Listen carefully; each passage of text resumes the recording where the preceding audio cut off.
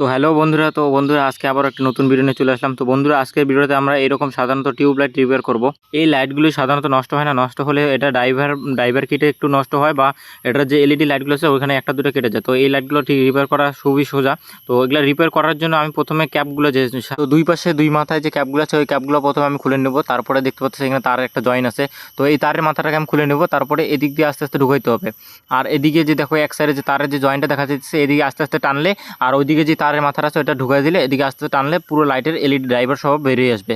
তো লাইটের ড্রাইভারটা বেরিয়ে আসার পরে আমি দেখতে পাচ্ছি, তো এই ড্রাইভারটার তো আমার মনে হচ্ছে প্রবলেম আছে। এই ড্রাইভারে দেখো ক্যাপাসিটারটা ফাটা আছে আর ট্রান্সফর্মারটা জ্বলে গেছে। তো বন্ধুরা, আমি ড্রাইভারটিকে আমি একটা চেঞ্জ করে দেবো। তো আমার কাছে পুরনো একটা ড্রাইভার আছে, ওই ড্রাইভারটিকে আমি এখানে লাগাবো। এই যে ড্রাইভারটি দেখতে পাচ্ছ, এই ড্রাইভারটিকে আমি এখানে এই বোর্ডটাতে লাগিয়ে দেখবো যে হয় কিনা।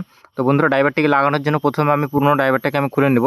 তো দেখতেছো আমি ঝালাই মেশিন দিয়ে পুরনো যে ড্রাইভারটা আছে ড্রাইভারটাকে আমি খুলে নিলাম। তো ড্রাইভারটা আমার খোলা হয়ে গেছে।